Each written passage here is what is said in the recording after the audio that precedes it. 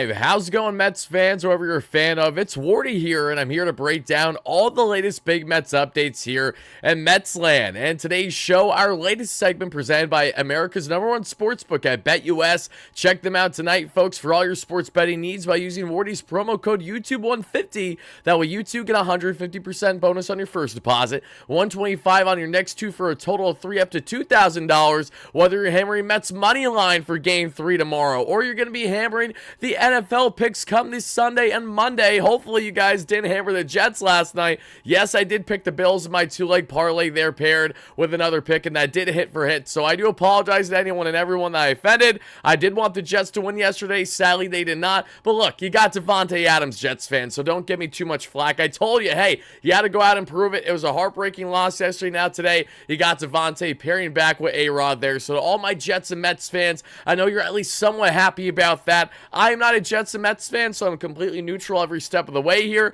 The same way that I'm absolutely neutral when it comes to other topics that we talk about that are separate from the Mets for the most part, as long as it's not my actual rival teams that I actively root against, like the Philadelphia Phillies, like the Atlanta Braves, etc. We're going to have ourselves a nice discussion. And we are going to have ourselves a great discussion tonight, as we're going to highlight all the latest with the Mets, as we're going to do a complete preview on not only everything that you need to know for Game 3 starting tomorrow between the Mets and the Dodgers there at Citi Field, Game 4 at Citi Field, and Game 5 there at Citi Field. Who's starting for each side of this one? How are the lineups going to look here for Game 3 and beyond? What is Carlos Mendoza thinking? And ultimately, how in God's name did Francisco Lindor not become a Gold Glove finalist? That and more is what we're going to break down in today's show, everybody. But before I do, let's get a quick roll call going, and then we will go from there. How you doing, David? Great member. Jesus, Jason, Eric, great member. Rombero, how you doing? D, Blood Diamond, how you doing? JDR, Michael, David West, Eric, great members, both of you guys. Kirsten, how you doing? Scott, Carlos, great member. James Carroll, great member. B. Watts, Caleb, going up the list here. David West, great member. Mouse, Toxic, Daniel Caps, great member. Camp, great member. Jason, going up the list. Daniel Cassiano, how you doing? Ethan, Enrique, I know that you were there for Game 1. Hopefully you were there for Game 2 as well. In LA, behind home plate, having great seats. I know that you had Enrique for the most part. Hope you had an absolute blast if you were there at Game 2. Juan Diaz, great moderator and member here. How you doing? Ethan, Daniel, thank you guys. Fahan, how you doing? Thank you guys kindly for chiming in live on a replay. If you haven't already, make sure you smash the like and subscribe button, folks. If you guys enjoy consistent content and all things Mets all in season and all season long, that's exactly why we're the #1 platform here on YouTube over the past 3.5 years, not directly affiliated with the Mets. All thanks to each and every one of you amazing Mets fans, and because of the platform that we have built over years has now led to a lot of amazing opportunities. And one of them has been my recurring guest spot that you guys have seen with SNY New York Post with my man, whether it's Dexter Henry in the past or what has been more recently my guy Brandon London. If you guys didn't check out our segment earlier today that I posted on the YouTube channel, highly implore you all to do exactly that, as we recapped that NLCS Game 2 victory for the Mets to kickstart their series, tying it up to 1-1 apiece there in LA against the Dodgers, and then previewing the upcoming games. What I love so much about Sean Manaea, what I'm loving so much about Francisco Lindor, this offense is sustainable, all those kind of things is what we broke down in a condensed version, and basically what we're going to talk about more, and then times 10 in today's show. So check that out if you haven't already. Thank you guys so much for that. But Elizabeth, how you doing? We got Caleb, Michael W, Juan, how you doing? Hyper, let's see in the chat, everybody. Ghostway, great member and moderator. Lon, how you doing? LGM indeed. Ricky, how you doing? Appreciate you chiming in. We got some comments I already want to address here. Come on, Mets. Let's give the national media something to talk about by winning the 3 games at Citi Field. You said it, boss. You and I both want the same exact thing, and hopefully that potential thought becomes a reality. I'll just tell you this first and foremost, folks. If the Mets find themselves in a position where they really do go out and do the deed in 5 games, I mean, at that point, I'm borderline at the point of I got to be streaking. I got to be doing something. I know I can't be streaking. I'm a dad now, too. I can't be that much of a degenerate. I got to figure myself out. But I know that if the Mets get the job done at home, 1, Citi Field might actually collapse. It might honestly be a scene that you're going to see from Bane there in The Dark Knight, where he ends up in Pittsburgh and Hines Ward is running down the field just to look back and see that the entire stadium's gone.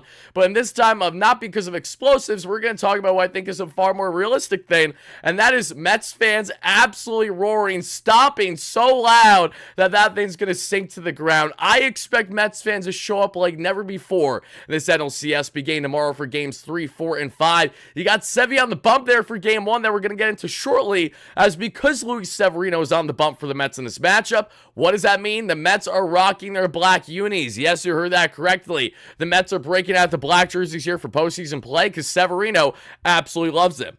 In case you guys have picked up throughout the course of the regular season, Severino pretty much didn't utilize the Mets' normal home white jersey more than like once or twice, really, since he started the season, because every single time that he had a chance to utilize an alternate jersey, whether it was the City Connects or the Blacks, he absolutely went out of his way to try to do that. So the black jerseys especially, always an amazing thing come postseason play. Obviously, I prefer the white piping like most of you do from the previous years of the black jerseys, but I still like these ones. I don't hate them as much as I was not a fan initially going back to the offseason. And I'm really excited to see the boys out here for Game 3, as I know each and every one of you are. But before we deep dive a bit on the NLCS, as we're going to get into a lot of comments here having to do with Lindor from Carlos Mendoza, among others, just on the team itself, getting ready for the remainder of these games, let me enlighten you on the latest here when it comes to Francisco Lindor, when it comes to what an absolute joke it is that we have to break down now. Yes, him not being a Gold Glove finalist. Now, I will preface by saying this. I personally haven't cared about the Gold Glove in a couple of years, mainly because as soon as we saw Juan Soto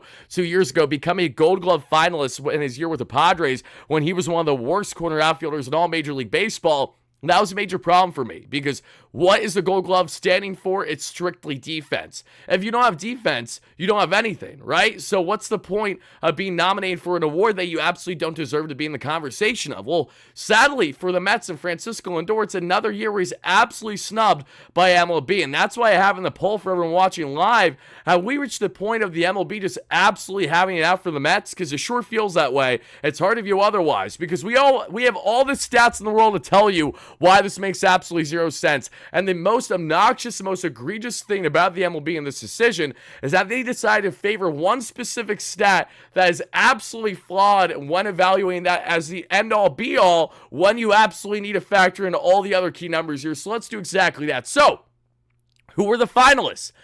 Not Francisco Lindor, which is just absolutely insane. And I want to go down here because I want to first hear Lindor's thoughts on what he feels to being snubbed, and then we're going to expand on the numbers here. Listen up, everybody.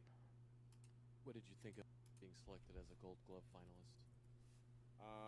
I thought that it's let me see how I can put this one. That I had a good defensive year, but I guess there's other players that had a better defensive year than me. And then that was it. At the end of the day, I'm trying. I realize the audio probably isn't coming through well. I'm not exactly sure why. Oh, wait. Now I know why. I'm a dummy. Let's try that one more time. Sorry, folks. Not being selected as a Gold Glove finalist. I thought that it's let me see how I can put this one. That I had a good defensive year, but I guess there's other players that had a better defensive year than me. And then that was it. At the end of the day, I'm trying to win a World Series. I'm trying to make it to the World Series and then win it. And I guess hopefully next year I get a chance at it again. That's what Mendy thought you would say. He's right. He knows his players. I love the professionalism always from Francisco Lindor, but man, is it frustrating to hear Lindor have to basically swallow his pride here, knowing that he has to stay humble like the true leader that he is, when in reality, He wants to lay it out flat exactly why he deserves to be a finalist here, because instead of Francisco Lindor and I don't know, just his 98th percentile and outs above average here that I posted earlier on X, which again, just further proof of how egregious it is that this man was not chosen for the award to even be a finalist, let alone to be a winner. It's insane to me. 98th percentile there. We also have another key stat regarding Lindor that I'd like to show for you on the defensive end as well that I think is very important to highlight here. Let's see if I can pull it up. If I can't pull it up here, that's perfectly fine. I'll find it on my phone. But regardless, they decided to prioritize one stat and one stat only, and that was DRS, defense run saved. Now, the most laughable aspect about this is that when you evaluate shortstops and infield, outs above average is literally one of the most important stats in general. It does a fantastic job on calculating all the ins and outs on what it means to truly be an infielder and handling that workload and all the aspects that go into it. Yes, did Lindor have a number of errors this year versus kind of what we've seen in some years past? Yeah, we did have some blunders where Lindor just forgot to play defense for a game or two, like on the road where it just didn't make sense, or in the beginning of the season where nothing was going right as the Mets started 0-5 there because the Milwaukee Brewers kicked their teeth in. Outside of that, though, there weren't many egregious plays where I can recall Lindor having anything other than a fantastic defensive season.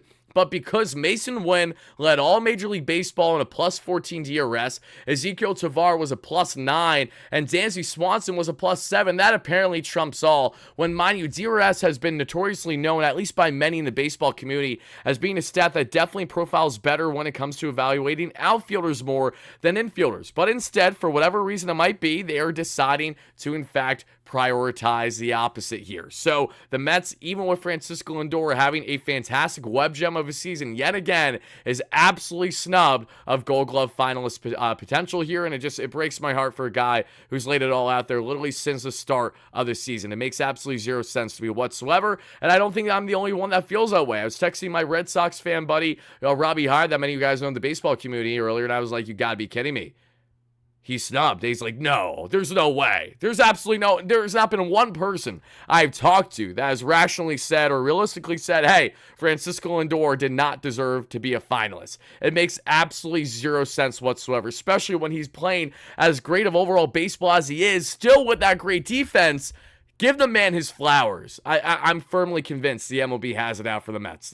They've shown it on countless occasions, and this is just the latest one. I know that the MLB has it out for more than just the Mets. We're not the only team here. They all have their different agendas for different reasons, but this is not only egregious, this is disgusting, and this is further proof as to why there's absolutely a tainted name that goes with a Gold Glove label nowadays, and has been the case for a number of years. That's why I will never view it in the same light that I did 5 years ago, because they just continue to prove year after year after year how much they don't care and how much they're going to be selective on what they firmly believe is best versus what is collectively known by many across the baseball community as the obvious that Lindor is one of the top dogs, if not the top dog among all infielders, middle infielders in Major League Baseball. He's right up there on the top of the list. Absolutely egregious. I mean, it's disgusting. It really is. But that's what I have to say about that. Hyper with a $5 donation says, Fox's Game 2 commentary, the late innings was quiet. Pardon me, laughing my you-know-what off.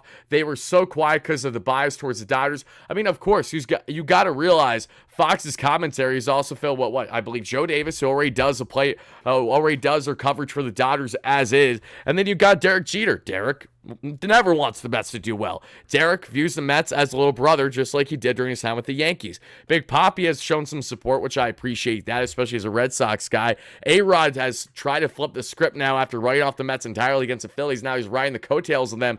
Bust out of here, A-Rod. We don't want you the same way we didn't want you when you and J-Lo tried to buy the Mets over Steve Cohen like the schmucks that you were. Maybe handle a relationship for a couple months out after that fell through, and maybe it wouldn't have been such a disaster from the demise. The fact that we were that close potentially to those two owning this Mets team if Steve Cohen wasn't around is insane, knowing how much turmoil and how much more of a laughingstock the organization would have became. Would have gone 10 times worse before it got even a sliver better. Mets fans know that. But I digress. The broadcast, John Schmaltz. Wow, a former Atlanta Brave, a former schmuck that's always had good success against the Mets. Wow, color me surprised that he's going to talk down on the Mets. Wow, not shocked that he's going to talk up the opposing team, the big bad Dodgers, because they know the Dodgers are more marketable, even though the numbers are suggesting otherwise. What do I mean by that, Wardy? Let me enlighten you, folks. What we just saw was the highest view count in television for the NLCS in Game 2 since the startup that they recorded this going back to like 2009. It's been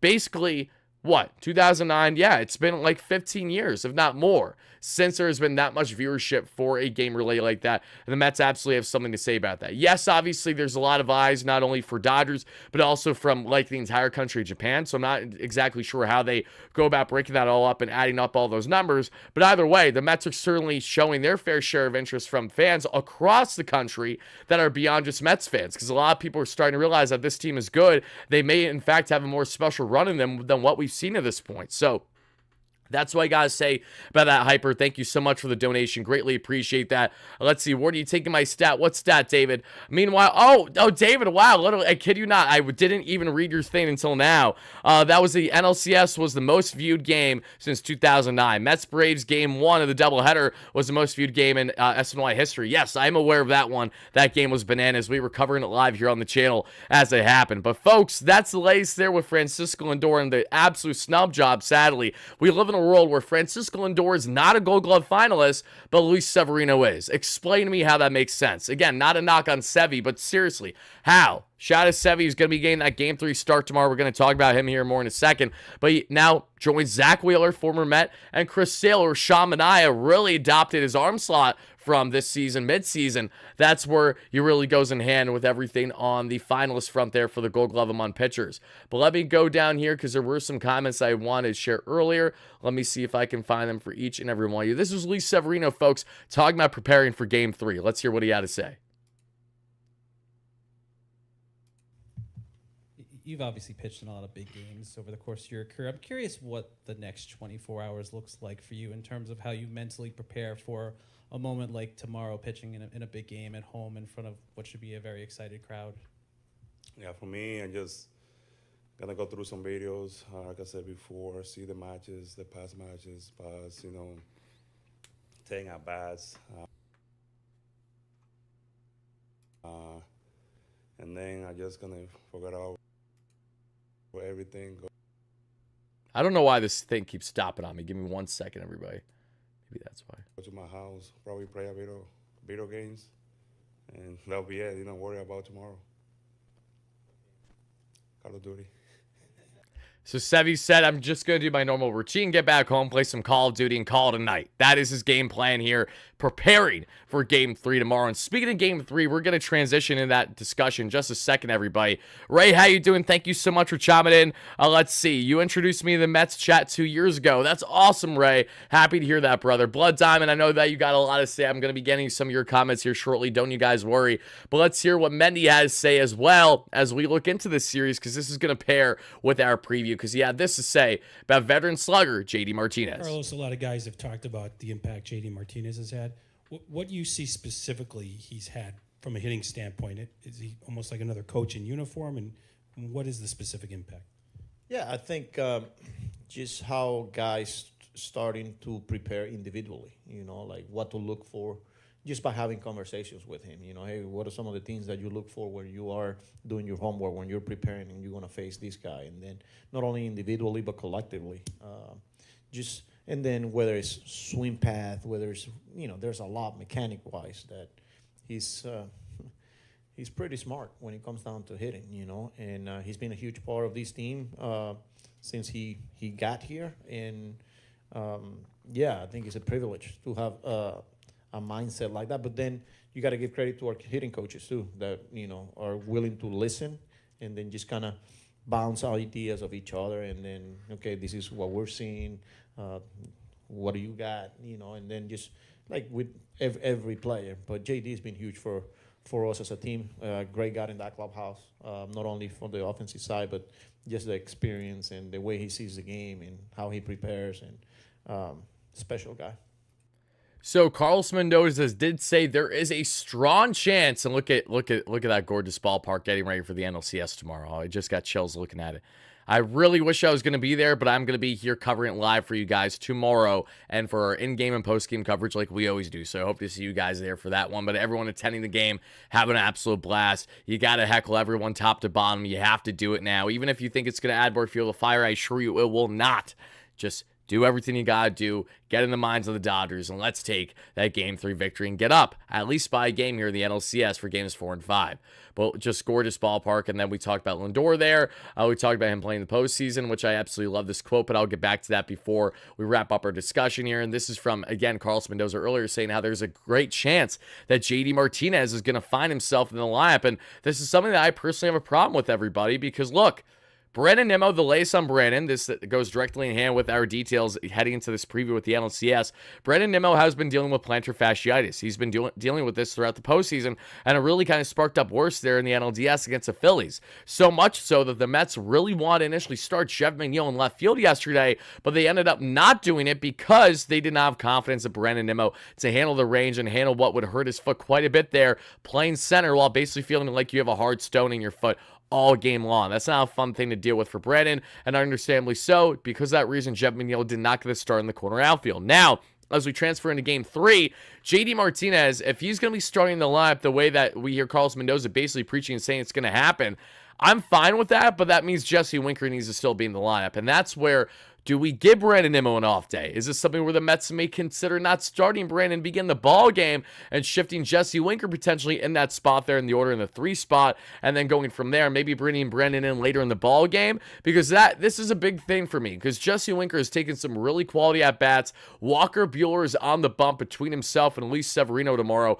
We can't forget that. That's going to be a head-to-head matchup where you have Severino, who has looked sharp in postseason thus far. First 2 starts, both 6 innings, both allowed 3 earned runs. Didn't have much strikeouts in the first one, had a decent amount in his second one, both on the road. So his first at-home Citi Field start there in postseason play, facing off against Walker Buehler, who got absolutely rocked there in San Diego. I know that it wasn't as bad as maybe the line will initially tell you when you understand the context, but still, Walker Buehler is a guy that the Mets can really try to pounce on for a guy in his first year returning from Tommy John surgery, who really hasn't looked all that great this year. If the Dodgers had a healthy rotation, Buehler would be on the outside looking in right now. So Walker, Sevy, Game 3, how the Mets need to go about the lineup, I really think you got to keep Winker in there. This is just one of those things that really, really bothers me. Who cares if he got snubbed? I mean, I care, considering that there should be some type of integrity for an award that MLB at least deems as this holy grail when evaluating defense, and now it means a grain of salt in comparison to what it initially did. So I'm just reiterating how much of a laughingstock it is by the league and by everyone that makes these decisions to not prioritize the numbers, the eye test, and everything that truly matters, which is Francisco Lindor is without question a Gold Glove not only finalist, but a Gold Glove deserving winner. I'm not saying Platinum Glove, but it's definitely deserving of the Gold Glove. But again, I digress. It doesn't matter now. Jesse Winker needs to be in this lineup, simply put. As much as I like JD, listen, he has been on the bench. And while I do expect JD to hopefully have some heroics against his former team here in the Dodgers, I know he knows Walker, obviously, from their time last year, even though Buehler didn't pitch. This is still a Mets team that I think you need to keep out the best available options, and Jesse is one of them. He has proven that, not only with his great personality, as long as he's not having base running blunders, good things are going to happen. He has a very good eye at the plate. He's taken his fair share of walks, especially when you're going up and in on him. He takes every single pitch really well for the most part. I've loved the quality at bats we've gone from Jesse Winker, and I think it would be a very foolish notion by the Mets to kind of hurt that potential momentum by not having him in the lineup there and instead prioritizing JD Martinez. Now, listen, does it guarantee that Winker will be out of the lineup if JD is starting? No, it doesn't guarantee that, because as I said, the Mets may consider going down a route where they say, hey, we're not going to start Brandon Nimmo today. We're going to actually put Jesse Winker in left, something that he hasn't done much at all with the Mets since arriving here in Queens. However, Winker does have plenty of previous experience in left field throughout his career, as was the case with the Nationals earlier this year. But when he got shifted to right field, that was more of kind of a shift for him and his defensive adjustments. Now with Starling Marte swinging the great bat that he is, you got to keep him there and right. And center, you're going to go with one of Tyrone or Harrison Bader, and I'm fine with either one, even though I will say Tyrone, after that RBI double there in Game 2, probably warrants to go back out there to command center, because you're not going to put Brandon Nimmo out there more than likely in center. So in left, I really think the Mets should consider Jesse Winker if you are going to have Brandon Nimmo at least not start the ball game. Then later on as the game goes, especially if, say, JDM really looks overmatched, make a switch, and you can make that switch with a DH. You can then bring Brandon Nimmo, and obviously for the outfield, you can decide if you want Brandon Nimmo to maybe get some DH reps later on the ball game to help save his legs, so that way he doesn't have as much ailments there on the defensive end. There are various ways that Carlos Mendoza will consider go about this, but for me, I really think it just makes the most sense for the Mets for Carlos Mendoza and for this lineup to simply say, if it ain't broke, why fix it? It ain't broke with Jesse Winker. It makes sense to keep him in there. So let's do exactly that. Hopefully that's the case. I will say this, if he is not in there tomorrow, I will be very upset, to say the least. Not that I think it's the end all be all, but it makes too much sense to keep the good times rolling, the good vibes rolling, and that has been absolutely, without question, Jesse Winker and this Mets lineup. So now transitioning from lineup talk, let's get into a bit more here, folks,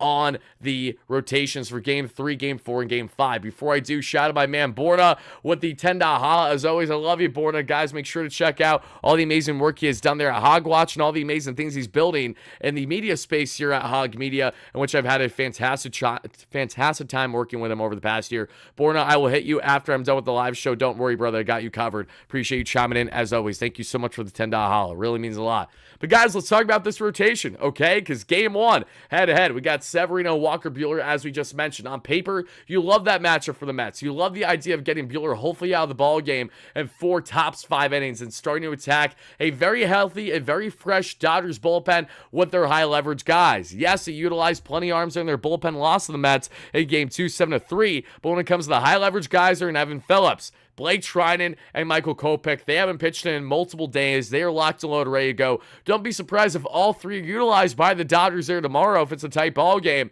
And for the Mets, they thankfully have guys locked and loaded. Having the off day on the travel day helps everyone, obviously, with rest a little bit, so expect them to have a good amount of arms available. The big question will be how the Mets go about David Pearson, because as we know, Game 3 will be Sevy there and Buehler. Game 4 is officially already going to be Jose Quintana and Yoshinobu Yamamoto. The Dodgers purposely want Yamamoto on extra rest, which pretty much eliminates Yamamoto's ability to pitch again in the NLCS, unless the Dodgers go short rest on him in a desperate situation, and then we say bring him back to LA, and the Mets are finding themselves in a great spot at Game 6 or 7.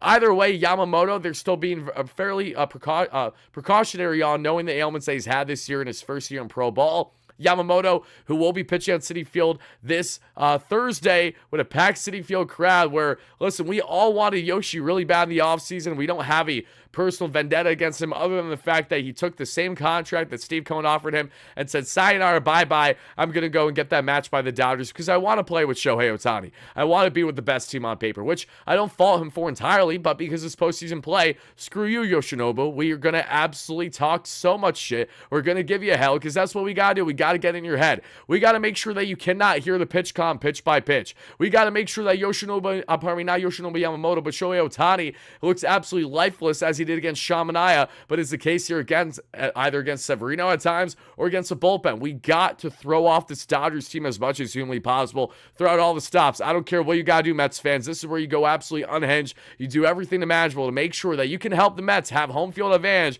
help secure an NLCS victory. So you got Game 3 there, Sevy, Buehler. Game 4, you're going to have Yamamoto, Quintana. Game 5, which could potentially be if the Mets can somehow, some way take Games 1 and 2 here at Citi Field for the homestand to set up themselves for a potential best of 5. If they can get that in Game 5, the best way to do that, in my opinion, you have to start David Pearson. Now, I know that the belief by many is that Kodai Senga is still lined up to start Game 5 there at Citi Field. And while I do believe that Senga can come back and rebound, I feel like we're taking far too much of a risk to potentially hurt the Mets early in a ball game. When Senga, we know when he is at his best, even when he's at his best, he's had some lackadaisical first or second innings where he walks a couple too many guys. Maybe he gives up a lawn ball. Then he absolutely settles in for a fantastic 4, 5, 6 innings from there. The problem is Senga is still on a pitch limit because he's still ramping back up from his injury that has had him out all year. Different types of injuries, obviously, when he went down, coming back, returning there in August against the Atlanta Braves, striking out 9. Again, a gorgeous side until he went down with injury. And that was after he gave up the leadoff run there to the Braves or whatever. My concern here with pitching Kodai Senga again is he got absolutely shelled. The velo was down. The confidence wasn't there. He said it was a fundamental issue, which I believe. I don't think he's hurt at all. I think that he clearly didn't have comfortability in his pitch grip, so that's what led him to hating his pitches and not commanding the zone at all. But it's the NLCS, right? And it's a potential Game 5 with so much on the line. If you're the Mets and you're Kodai Senga there, I'm sorry, but that is not a risk worth taking. It simply cannot be. I think if the Mets can have David Pearson fully healthy where he is rested the next couple games where you don't need to utilize him, thankfully, fingers crossed, until Game 5, that's the route the Mets should go down. And I know you're going to say, but Wardy, David Pearson got barreled hard by Kodai Senga. You're not wrong, but I have more faith in David Pearson being stretched now in a starting role again, handling, say, 4 or 5 innings at least for the Mets and then going to the bullpen, whereas Kodai Senga, if he has a blunder, if he gets rocked in the first and the second again, if he can't command the strike zone and he walks everyone their mother for bases loaded, that might be too much for the Mets to try to overturn before it's too late. Because seriously, look at the Mets just in Game 2 in the NLCS. Of course the Dodgers were going to struggle. We're up 6-0 through 2. Yes, we shouldn't be shocked that they're going to struggle. Same with the Mets going down early there because of Kodai Senga. This is what I'm talking about. These are things that the Mets need to do their best to avoid. I love Kodai, but I'm really not in favor of him kick-starting this game when you look at here what we have for that Game 5. So personally, in my opinion, just my fan opinion, Game 1, Sevy, fine. When we're talking about Citi Field homestand. So technically, Game 3, Sevy, fine. Game 4, Quintana, perfectly fine. Game 5, I really think you should go back to Pearson. I know that the Dodgers have the best OPS among all teams in Major League Baseball when evaluating their hitting against left-hand pitching in particular, but this is postseason play. David Pearson has a dog in him. I like that potential there. And on top of it all, that very well could be another bullpen game for the LA Dodgers because look, who else do they have? They can go out and throw out guys in short rest all they want, but they're not going to be getting some guys back until potentially World Series play when we evaluate the bullpen with guys like Joe Kelly, and that's assuming that he could potentially be back, Vesia, etc. Right? So in the interim, the Dodgers don't have a lot left. You're going to go again that we saw there. Actually, my sincerest apologies, folks. I actually just need to correct myself because Game 3 is going to be Walker Buehler. Game 4 will be Yoshinobu Yamamoto. Game 5 will not be a bullpen game, so I would like to scratch that. Game 6 would potentially be a bullpen game there for the Dodgers. Game 5, it looks like the Dodgers would potentially go back to Jack Flaherty there because he would be on normal rest for the most part, and again, that would make sense. Flaherty looked great against the Mets.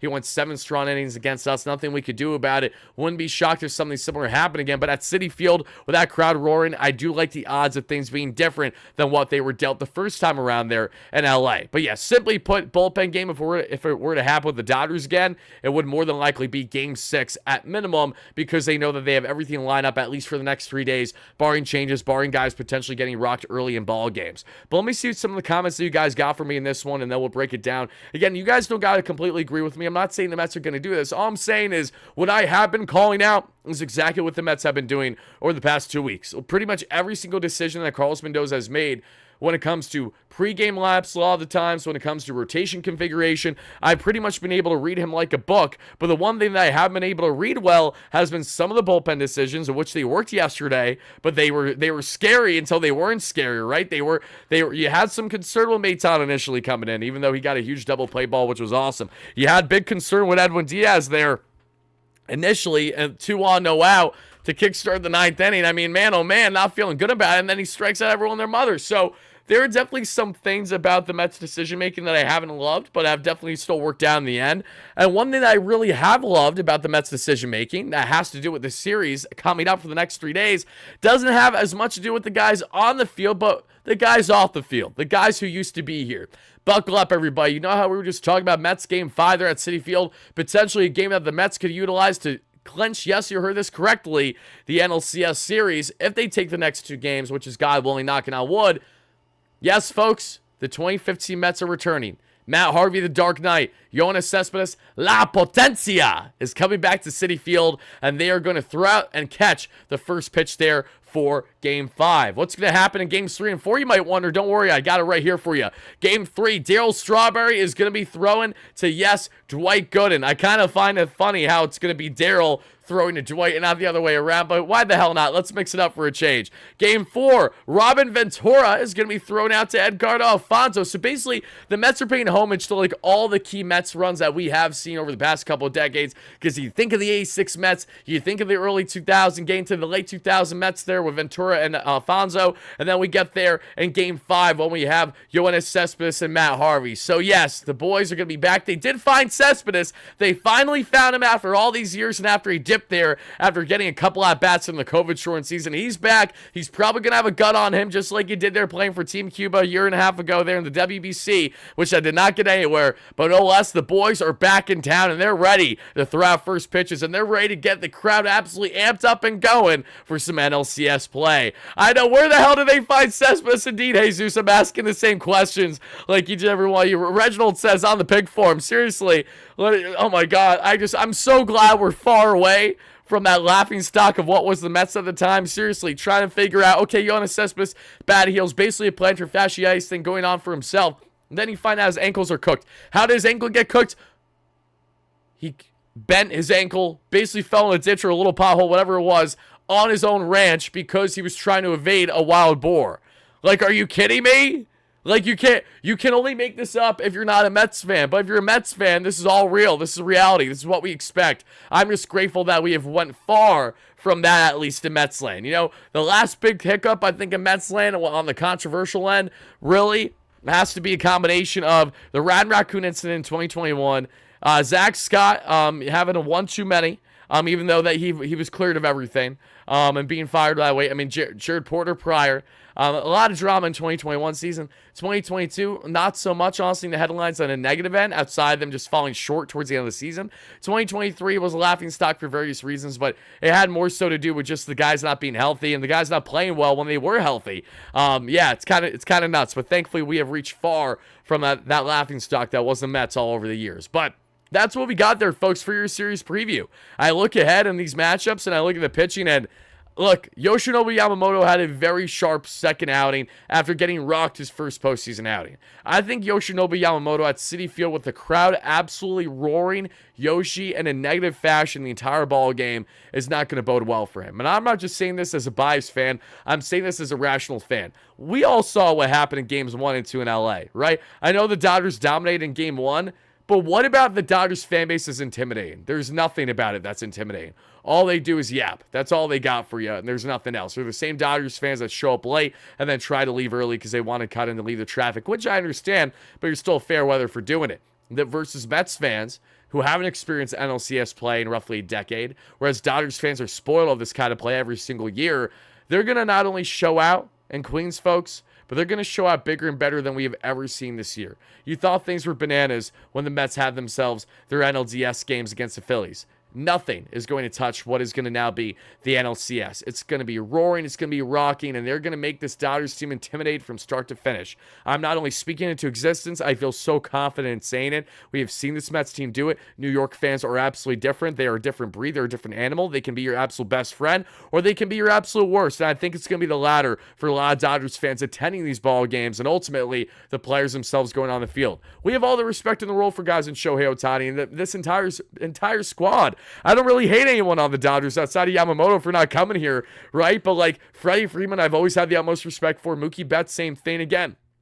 It's a Hollywood team there in LA with the Dodgers for sure. But they're the pretty boys, whereas the Mets have kind of really adopted this grizzled blue-collar mentality, which is really what has been the Mets at their best. When you think of the Mets at their best, even when you go back to 86, as dominant as they were, they had a hard-nosed blue-collar-esque play to themselves. The Mets were 11 games below 500 this year. They went through so much adversity, yet they have been the absolute vibes team when expectations were low, and they've exceeded them all versus the team in the Bronx playing right now up by a run with bases low. They're at the top of the fifth between the Yankees and the Guardians, as the Guardians are trying to pounce big and get themselves an early lead there against the Yankees to rally back here. That's a Yankee team and a fan base that expects to win every single year because they have won so much in their past as a history of an organization. They expect to be in the ALCS every year. They expect to be in the World Series. So if they're not there, it's a disappointment. But everything up to that point is expected. You know what I mean? It's a different fan appreciation from people who have had these deep playoff runs versus us who simply have had them so few and far in between.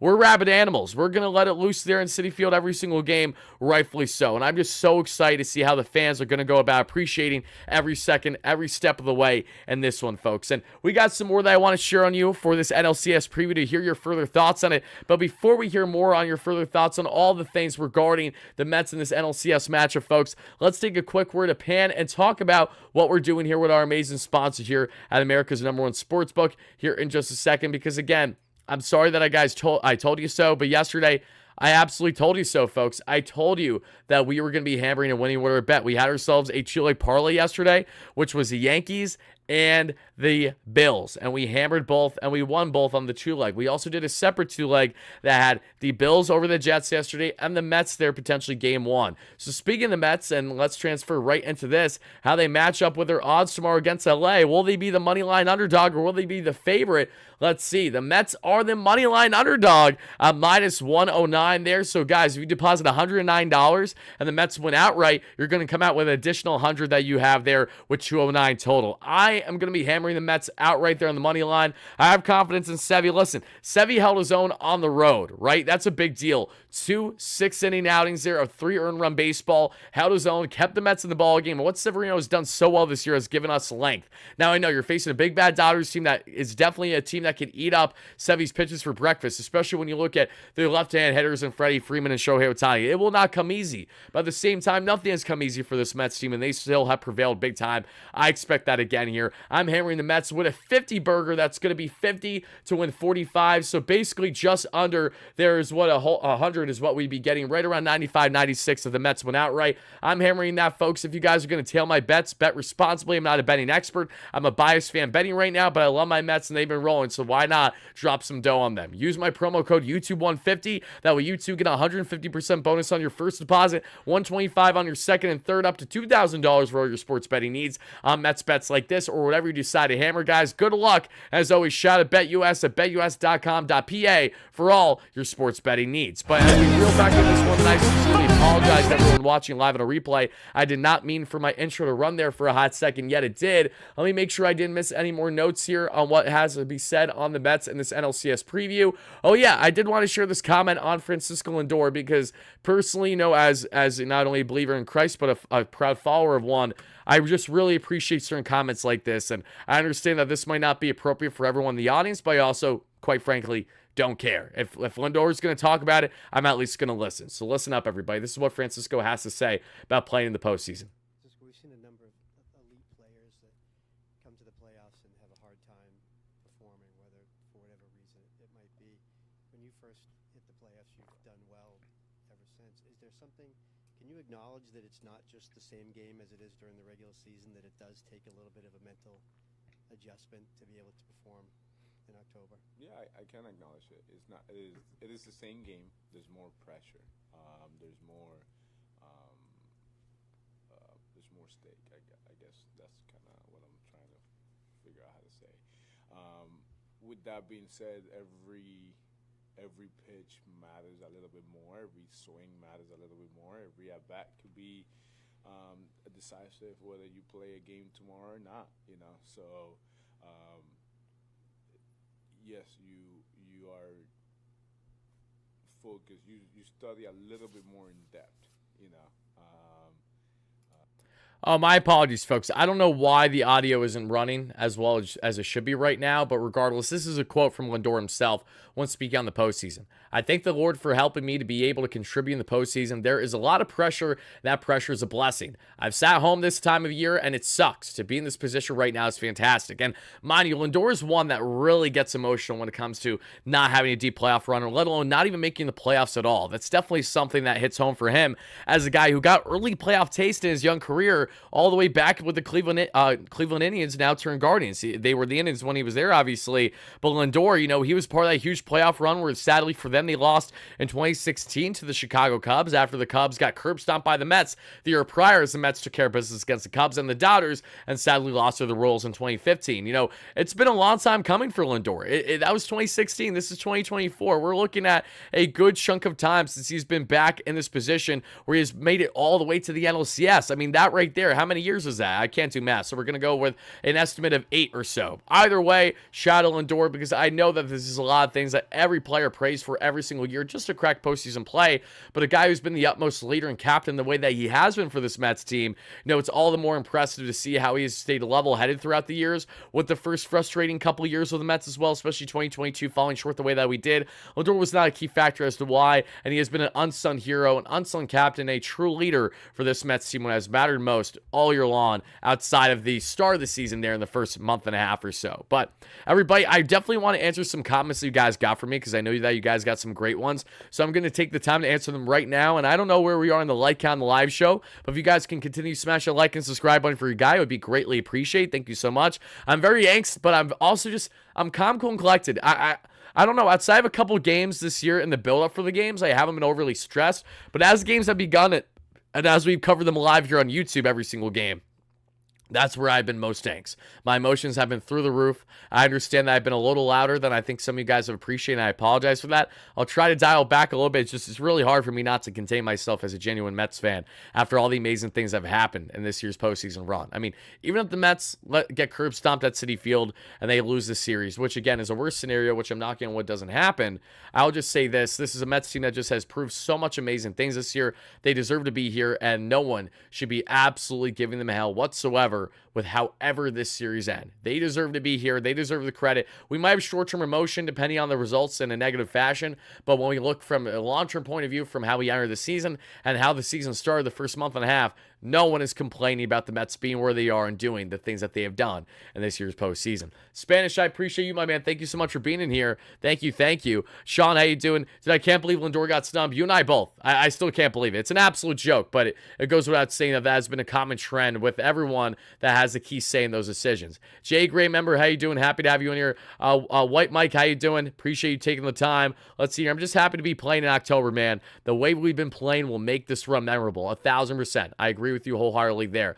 Blood Diamond says, just imagine that a year back, all that talk in our organization was that Brett Beatty's the future of the Mets at the hot corner. Just think how crazy that sounds now when we have a stud like Vientos. And the crazy thing is, and I'm going to throw this your way, I see a world where Mark Vientos is playing first base next year and or DH. I don't think that he's still a complete lock to be our everyday third baseman next year, depending on the uncertainty with Alonso. Not that I don't want Pete back, but I'm just saying I think a lot of people need to bear that in mind. He's not a lock to be at the hot corner, even though that, yes, he hasn't been a defensive liability every time out there. He has been a bit at times here in postseason play, we've noticed. I still believe that Vientos is not only going to continue to blossom into the absolute stud of a star that he is now in postseason play, as being the youngest player ever to do some of the things he's doing at the young age of 24. I think he will be with the Mets for a long time, but where he will be positionally is where I can't confirm it'll be the hot corner next season. So that's all I have to say about that. We will expand on that plenty come the offseason. What happens with Alonso, because that will go directly in hand on how the Mets evaluate Vientos and go from there. Let's see there. Blood Diamond also says, this game tomorrow is so huge for the whole momentum of the series. Let's go out there and pound Walker Buehler. We should be able to get him out of the ballpark and rack up runs on the board. I tend to agree with you, and hopefully that becomes a reality. Hopefully. Let's see up the list here. Going up the list just a little bit. The Mets are battle-tested. They should win this series and the World Series regardless of the opponent, Guardians or Yankees. Sanders is feeling very confident about his boys right now. Understandably so. A Yankee fan says, why does every Mets fan believe all Yankee fans expect to be in the end? One, that is not every Mets fan notion. That's a me Mets fan notion. So don't classify me as every Mets fan. That's not true. Do I think that I agree with a lot of Mets fans and we commonly are in the same wavelength on things? Absolutely. But when it comes to that point of view, that's one I've had from my personal experiences with Yankees fans growing up. So that's just what I've known. I've had many Yankees fans confirm that because their expectations are always high. Maybe you're not one of them. Maybe you are in a different mindset as well as other Yankee fans. But I'm just referencing my own personal experiences because that's what I know naturally. This Mets run isn't a magical run. When Edwin Diaz started to pitch July, here's the thing. The Mets run has been a magical run in so many ways. To suggest that it hasn't is just absolutely silly. They deserve to be here. And there's been a mix of magic, and there's been a mix of just great play as well. That's really propelled them to get to this point. Let's see.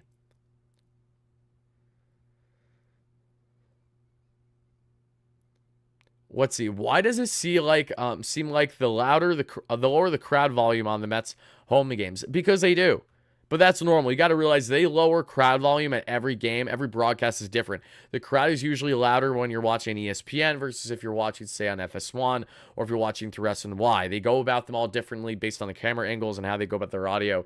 And yeah, that's all I have to really say about that. It varies. But yes, the crowd noise is always lowered every game because they need to make sure that you can hear the broadcast clear, even though you probably want to hear just the fans versus the broadcasts because it's not like they're going to give you anything beneficial as a Mets fan. We've learned that rather quickly since postseason postseason has started. Color me surprised. It's almost like some people have it out from the Mets. I feel like I've heard this one. I've seen this one before.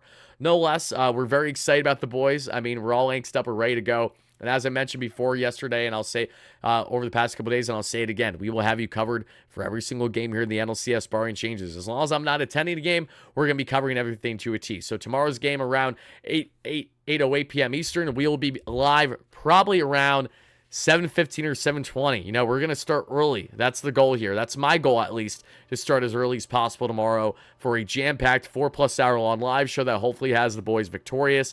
But until then, everybody, we are going to be wrapping up the show here in just a minute. So give me one quick second. Let's see. This is being perfectly executed plan. Oh, this has been a perfectly executed plan. Yes, said absolutely nobody. Yes, let's go 11 games below 500. Let's start 0-5. And you know what? All part of the plan, baby. Let's make it work. And when we want Dodgers and Yankees, of course they do. Of course they do. It's such a marketable thing for them, obviously. Even though it's only marketable for those markets. It isn't all that marketable for other fan bases that don't want to see the big bad Dodgers and, you know, the evil empire and the Yankees go toe-to-toe.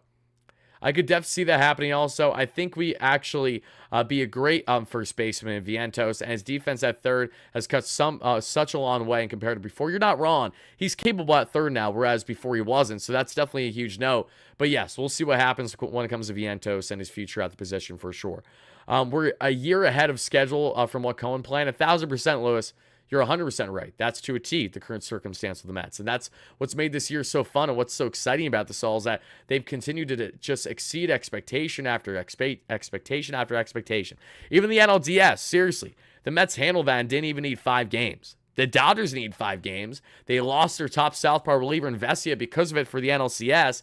They threw out all the stops, and they had a very emotional series, and they needed grasp and do everything it took to win that one. Whereas the Mets, they took it in 4 out of 5 without a problem against the Dodgers team, which I'm very proud of them for. I still can't believe it's happened.